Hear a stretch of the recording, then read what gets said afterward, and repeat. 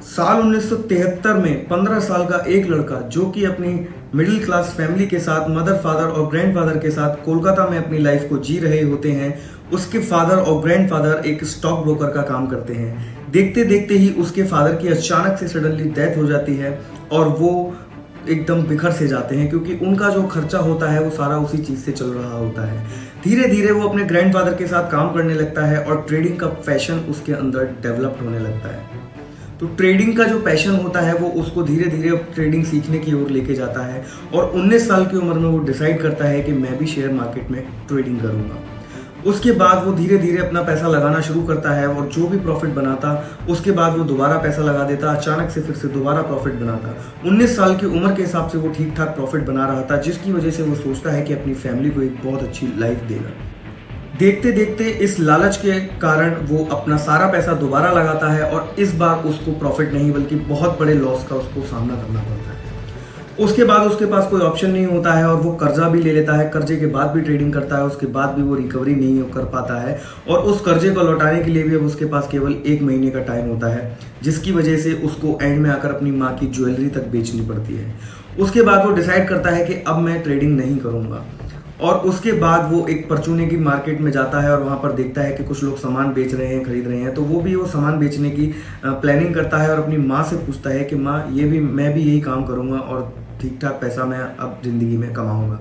उसकी माँ फिर से एक बार टोकते हुए उसको ये बोल देती है कि कुछ बड़ा सोचो। उसके बाद वो दोबारा से अपने ट्रेडिंग के सपने को जगाता है और उसके बाद ये लोग मुंबई शिफ्ट हो जाते हैं। मुंबई शिफ्ट होने के बाद वो दोबारा से ट्रेडिंग स्टार्ट करता है, अचानक से बढ़िया प्रॉफिट बनाने लगता है। दोबारा से वही कारण, उसका धीरे धीरे प्रॉफिट्स बनते बनते अचानक से फिर से एक बड़ा लॉस उसके सामने आता है। मगर इस बार वो मार्केट को क्विट करने का ऑप्शन नहीं चूज करता, वो चूज करता है कि अब मैं लॉन्ग टर्म इन्वेस्टमेंट के अंदर जाऊंगा। अपनी जितनी भी लाइफ की सेविंग्स होती हैं, जो भी उसने जोड़ा होता है, वो सारा पैसा वो इन 3 बड़ी कंपनीज के अंदर लगा देता है, जिसमें कि है Aegis logistics, Cera sanitary ware and Atul auto. साल 2004 में ये इन्वेस्टमेंट होती है और उसके बाद देखते ही देखते 10 साल के बाद 2014 में इन कंपनीज के प्राइस लगभग 100 गुना से ज़्यादा बढ़ जाते हैं। तो उसका जो करोड़ों में बनाने का सपना होता है वो अचानक से पूरा हो जाता है इस पैसे की वजह से। और ये आदमी कोई और नहीं बल्कि 1724 करोड़ का मालिक, दिग्गज निवेशक, ace investor, the director of Kedia securities, Vijay Kedia, mister Vijay Kedia, Vijay Kishanlal Kedia. ऐसी ना जाने कितनी स्टोरीज हैं शेयर मार्केट से रिलेटेड और कितनी स्कैम की स्टोरीज हैं, कितनी सक्सेस की स्टोरीज हैं। बट हम लोग क्या सोचते हैं कि इन स्टोरीज को सुनकर एंटरटेन होने के बाद कि हमारा इससे क्या ही लेना देना है। पर शायद आपको कहीं ना कहीं ये नहीं पता कि मार्केट में एक साबुन खरीदने से लेकर अपने सपनों का घर खरीदने तक का जो चीज़ होती है वो डिपेंड करती है, कहीं ना कहीं जो फैक्टर्स होते हैं वो लाई करते हैं इस मार्केट की वजह से। ये मार्केट आपको कहीं ना कहीं ज़रूर इफेक्ट कर रही होती है। अब सबसे बड़ा सवाल ये पैदा होता है कि आखिर ये शेयर मार्केट शुरू कहाँ से हुई, इसकी नींव कहाँ रखी गई, इसमें मार्केट में शेयर्स आते कहाँ से हैं, इन्हें चलाता कौन है और क्या इसका पूरा प्रोसेस है। Across Europe and the US tumbles today. Bull run in the Indian market seems unstoppable. Tuning the Sensex and the Nifty continue to hit new highs. The Nifty today we clocked a new record high today. The stock market is higher. और कैसे कुछ लोग यहाँ पर बहुत सारी चीज़ें achieve करते हैं। बहुत कम उम्र में आपने बहुत सारी सक्सेस स्टोरी सुनी होंगी और आजकल आप अपने चारों तरफ देख भी रहे होंगे।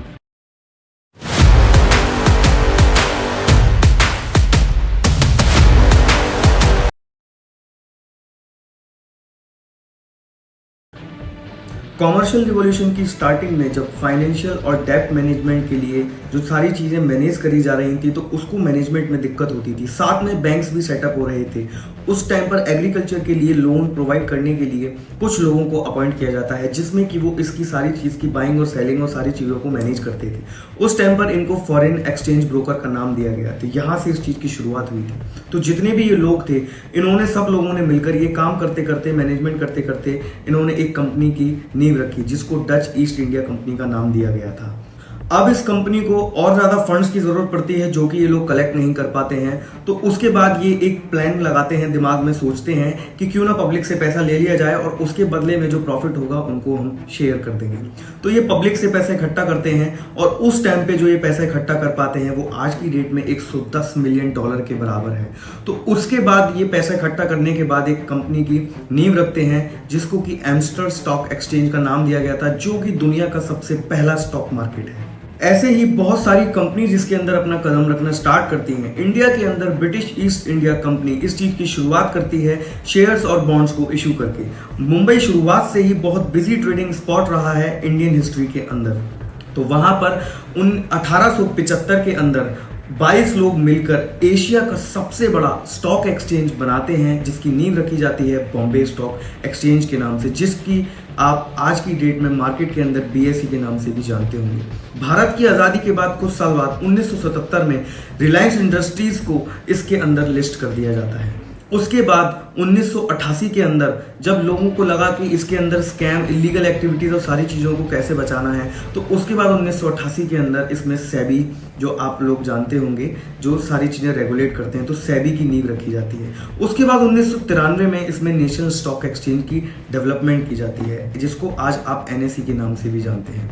और आज की डेट में हैरान करने वाली बात बताता हूँ, बॉम्बे स्टॉक एक्सचेंज इन पूरे वर्ल्ड का 6th लार्जेस्ट स्टॉक एक्सचेंज है, और जो नेशनल स्टॉक एक्सचेंज है NSE, वो पूरे वर्ल्ड का 7th लार्जेस्ट स्टॉक एक्सचेंज है आज की शेयर मार्केट में।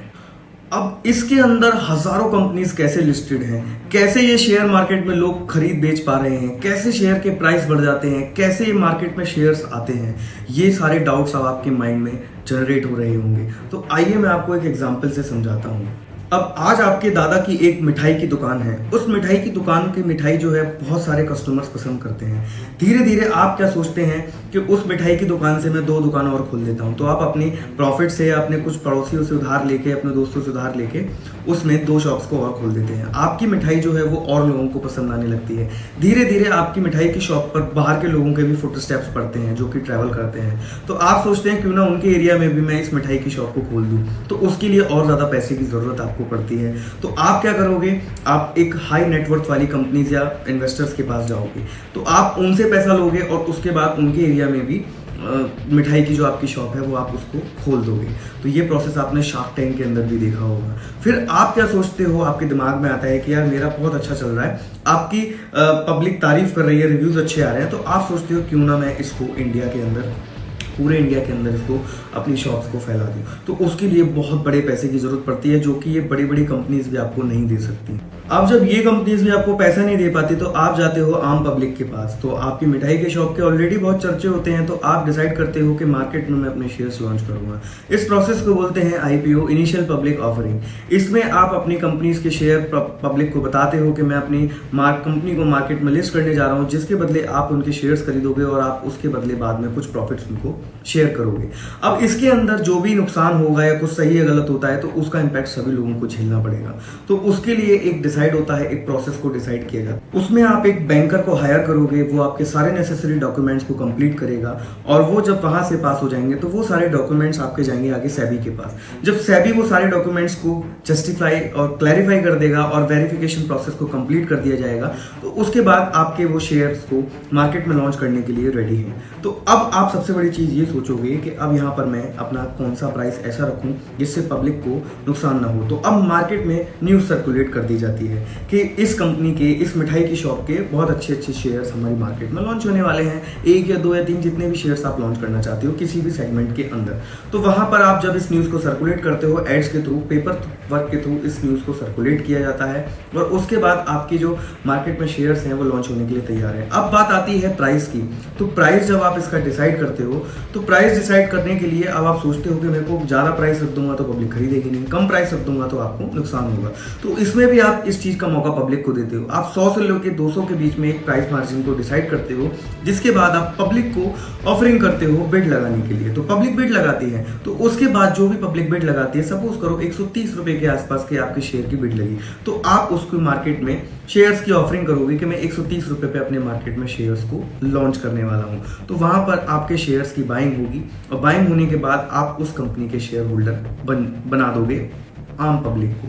तो अब आपकी कंपनी के जो शेयर्स हैं वो हर सेकंड खरीदे और बेचे जा सकते हैं मार्केट के अंदर। तो इस तरीके से मार्केट में शेयर्स की लॉन्चिंग होती है। तो अब क्या होता है कि यहाँ पर बात आती है डिमांड एंड सप्लाई की। अब 20 लोग ऐसे हैं जो आपके शेयर्स को बेचना चाहते हैं और 40 लोग ऐसे हैं जो आपके शेयर्स को खरीदना चाहते हैं। तो आपके शेयर्स का जो प्राइस होगा वो हाइक हो जाएगा। इस तरीके से मार्केट के फैक्टर्स डिपेंड करते हैं। और अगर उल्टा है कि अगर 40 लोग आपके शेयर्स को बेचना चाहते हैं और केवल 20 लोग आपके शेयर्स को खरीदना चाहते हैं, तो आपके शेयर्स का जो प्राइस है वो डाउन हो जाएगा, वॉल्यूम जो है वो डाउन हो जाएगा।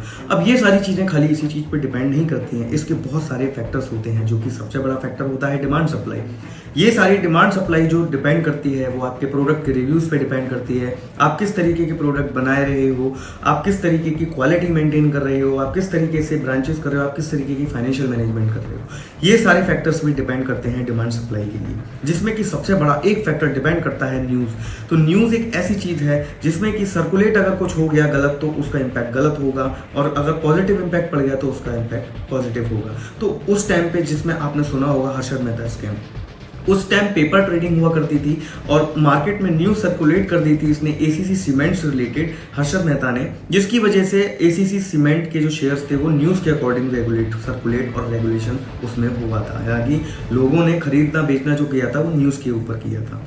तो ये सारी चीज़ें फैक्टर्स इसमें डिपेंड करती हैं। तो आज की डेट में कौन सी कंपनी के शेयर खरीदने हैं, निफ्टी बैंक निफ्टी कहाँ जाएगी, सेंसेक्स कैसे चेंज होता है, किस तरीके से इसको हम जज करें, कौन सी कंपनीज के हम शेयर्स में लगाएं, किस तरीके से हम इसको करें, मार्केट में न्यूज़ सर्कुलेट को कैसे पढ़ें, कौन सी ऐप पे हम ट्रेडिंग करें, किस तरीके से हम इसमें कदम रख सकते हैं। आज नहीं तो कल आपको उसका पार्ट जरूर बनना पड़ेगा। आपका जो बैंक में रखा हुआ जो पैसा भी है ना, वो भी कहीं ना कहीं बैंक शेयर मार्केट में यूज़ करती है। तो ये एक बहुत बड़ी इंडस्ट्री है।